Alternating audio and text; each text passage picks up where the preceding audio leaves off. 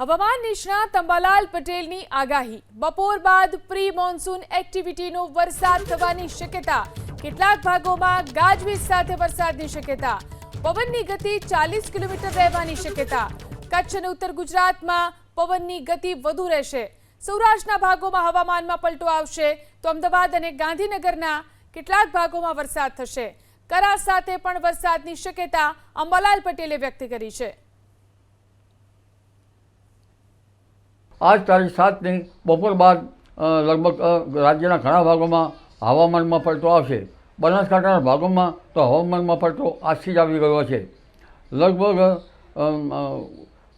सौराष्ट्रना केटलाक भागों में आज प्री मोन्सून एक्टिविटी वरसाद थवानी शक्यता रहे। आथी सौराष्ट्रना खेडूत भाईओए लगभग बजार में माल लई जता होय तो ध्यान राखवुं जरूरी रहेशे।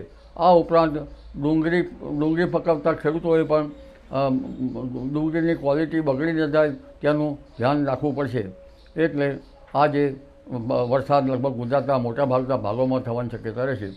खास करीने राजस्थानना संलग्न भागों में 0.9 किलोमीटरनी उत्तरे एक साइक्लोन सर्क्युलेशन रचायुं छे राजस्थान आसपास में। एटले अरब सागरनो भेज वधारे खेंचा छे અને વરસાદ આવવાની શક્યતા રહે છે। પ્રી મોન્સૂન એક્ટિવિટીનો વરસાદ લગભગ કચ્છના ભાગોમાં પવનની ગતિ સાથે આવવાની શક્યતા રહે છે અને ઉત્તર ગુજરાતના ભાગમાં હિંમતનગર વગેરે ભાગોમાં સાબરકાંઠાના કેટલાક ભાગમાં વધુ વરસાદ થવાની શક્યતા રહે છે। આ ઉપરાંત પંચમહાલના ભાગોમાં વરસાદ થવાની શક્યતા રહે છે। દાહોદ લીમખેડા વગેરે ભાગો વરસાદ થવાની શક્યતા રહે છે। મહીસાગરના ભાગોમાં પણ વરસાદ થવાની શક્યતા રહે છે અને દક્ષિણ ગુજરાતના ભાગોમાં પણ વરસાદ થવાની શક્યતા રહેશે। ક્વચિત મહારાષ્ટ્રના સંલગ્ન દક્ષિણ ગુજરાતના ભાગોમાં હવામાનમાં પલટો આવી શકે। વલસાડ ડાંગ વગેરેમાં પણ કંઈક હવામાનમાં પલટો આવી શકે।